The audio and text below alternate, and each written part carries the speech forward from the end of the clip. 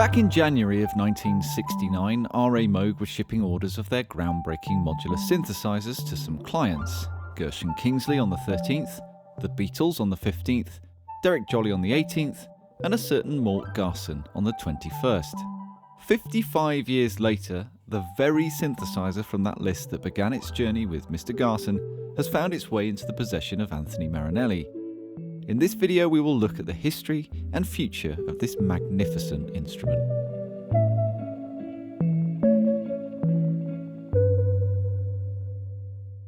Morton Sanford Garson was born in Canada in 1924. A talented musician from a young age, Garson studied at the Juilliard School of Music in New York. After serving in the army during the Second World War, he threw himself back into music and carved out a career writing, arranging, conducting, and performing.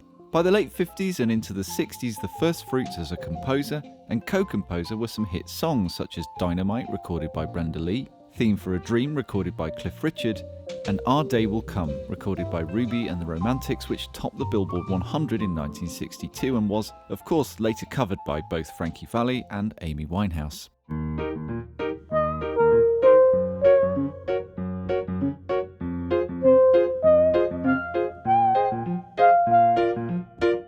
Along with a prolific arranging and recording career with his orchestra that included much work with Doris Day, Garson was riding high as the decade unfolded, and it was in 1967 that he had a fateful encounter at a convention with Mr. Robert Moog, who was promoting his new synthesizers.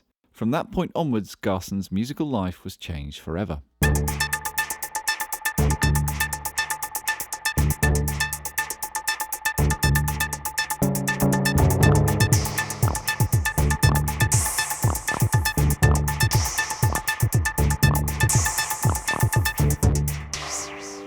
The very same year that Garson met Moog, he was brought in to write the music for a concept album called The Zodiac, Cosmic Sounds, with the subtitle Celestial Counterpoint with Words and Music.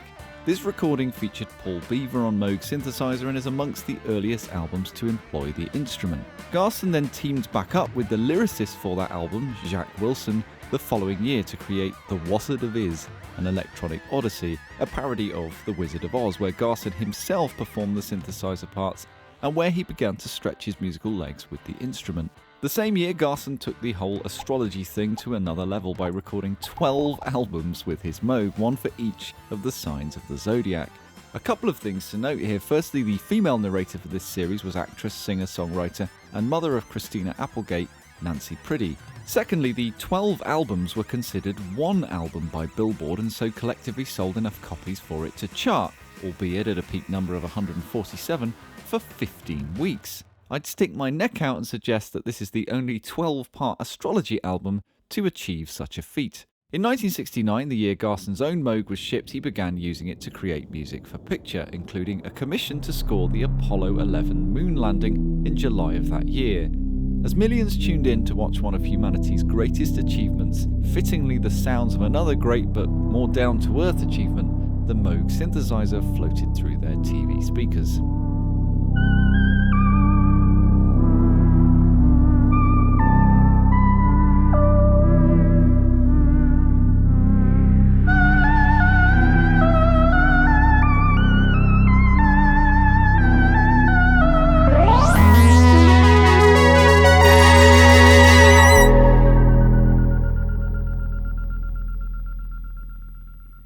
Spending an eye-watering amount of cash on this new Moog proved to be a sound investment, pun intended, as Mort was in demand as a composer for TV commercials.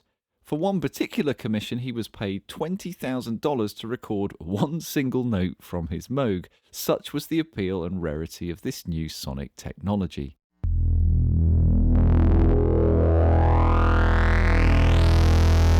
As well as astrology-persuaded music and an adult-only album, Music for Sensuous Lovers, under the alias Zed, Garson also recorded 2 occult-influenced albums under pseudonyms in the 1970s, Black Mass Lucifer and Ataraxia the Unexplained, electronic musical impressions of the occult. Both these included heavy use of the Moog synthesizer, creating strange and chilling sounds, although they didn't sneak into the Billboard 200 this time.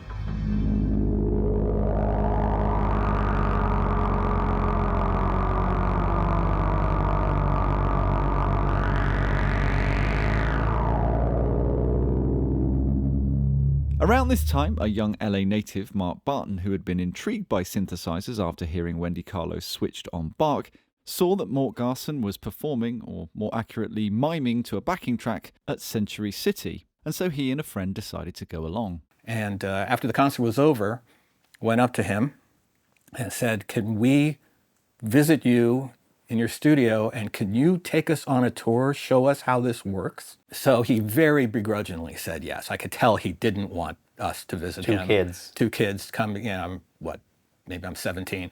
So we go there, and he is dressed in a Hawaiian shirt with a gold pentagram around his neck and his big mustache. I'm going, what is this about? I walk in, I ask, how does this thing work? And you show us, give us a tour. And he plugged the white sound source into the fixed filter bank, which is a set of 14 filters. It's got a low pass, a high pass, and a bunch of band pass filters in between every half octave. And he went like this.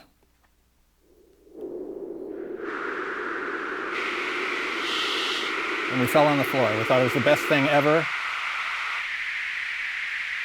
And then he kicked us out. So we never got the demo, never got an explanation, never got anything. So you got to hear white noise in a fixed filter bank. I got to hear white noise coming through a fixed filter bank. In complete contrast to Hawaiian shirts and the Occult, in 1976 came the recording that has possibly the biggest cult following from Garson's eclectic career.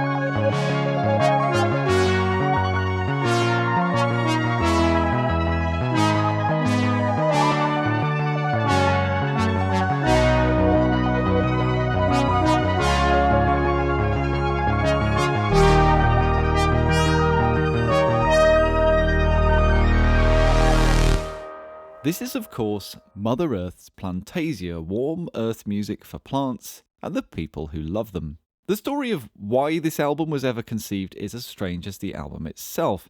Joel and Lynn Rapp had left the movie industry to set up a plant shop in LA called Mother Earth's Plant Boutique. Along with New Age ideas, the hippie movement, vegetarianism, alternative spirituality, plants became something cool, and in 1973 authors Peter Tompkins and Christopher Bird published The Secret Life of Plants that made numerous debatable claims about our green friends, including that they have emotions, are telepathic and enjoy listening to music, which helps them grow and flourish. Of course, Stevie Wonder later provided the soundtrack for the documentary about that very book in 1979, but some years before that, Garson was seemingly taken by these ideas too, apparently in part due to his wife's love of plants, and was inspired or was commissioned to write and record the album for the aforementioned Mother Earth's Plant Boutique, who either sold it or gave it away with certain purchases, or perhaps both. There's even a suggestion that the album was once given away with a particular brand of mattress at Sears. Unfortunately, the details seem a little cloudy and have largely been forgotten, which is not surprising given the nature,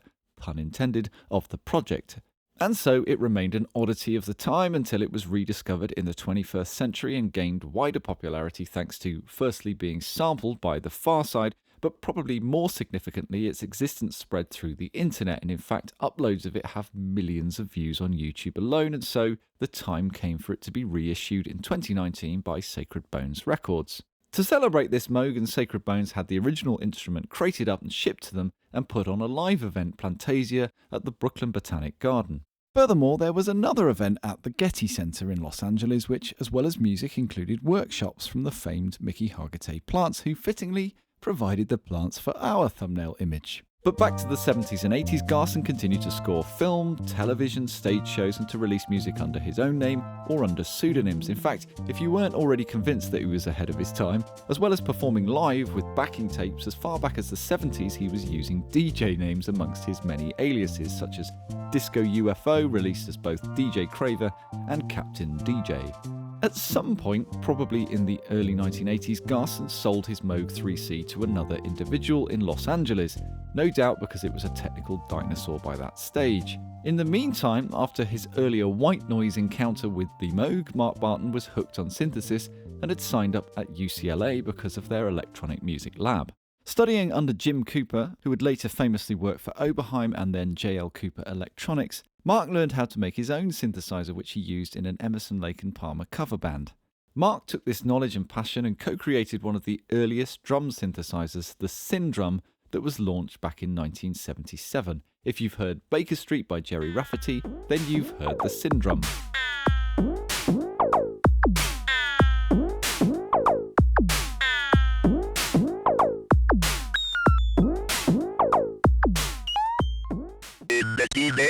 Barton wrote the first text-to-speech system for a microcomputer called Software Automatic Mouth, or SAM. This caught the attention of Steve Jobs, who hired Barton to write a text-to-speech program for the first Mac. Hello, I'm Macintosh. It sure is great to get out of that bag. It was later in this decade that something rather remarkable happened, when Mark was looking through a copy of a newspaper called The Recycler. And I see this ad. And it says Moog Model 3C, $900 or best offer. And I'm going, or best offer? A 3C. So I call up. Yes, it's a 3. Yes, it's $900. And he still got it. Boom, boom, boom, boom, boom. Okay. Drive fast. Yes. I scraped together the $900, don't remember how. Put it in my girlfriend, now my wife, in her boot, because we're going to a really seedy part of downtown Los Angeles, to an upstairs loft. You could barely see how to walk through it. It was so dimly lit. And here's this thing, and it was on, and the guy is playing boom, boom, boom, boom. He's playing like mini Moog bass sounds on it. I go, do you know who this used to belong to?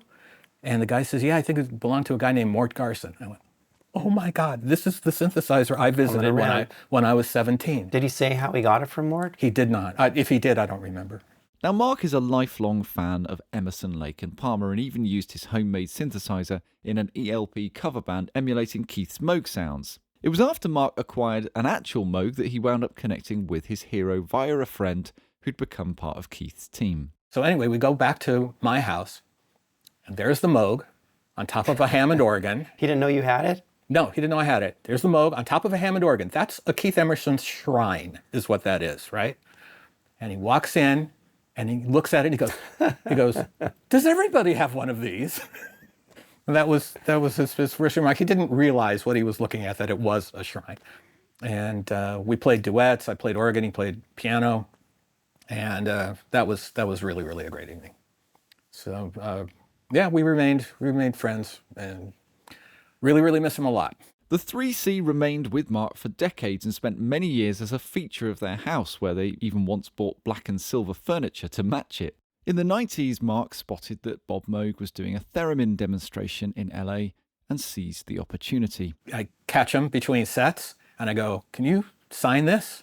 And I had him sign it on the cabinet.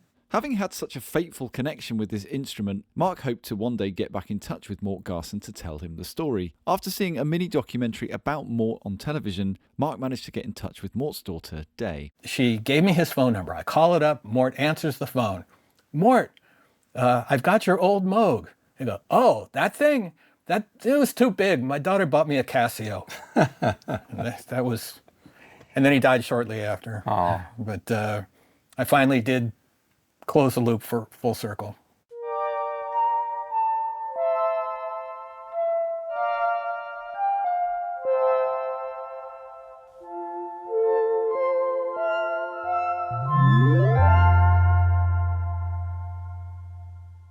After decades of owning Mort Garson's old Moog Modular, the time came for it to move to its fourth owner. After putting out some feelers, Mark spoke to Rob Rosen from Rosen Sound, who knew just the guy who might want to own such a prestigious instrument. One of the factors that helped seal the deal was that Mark saw this video of Anthony and Rob Rosen dueling it out with a vintage Moog Modular and a vintage ARP 2600, and so Mark knew that this instrument was going to be in the right hands.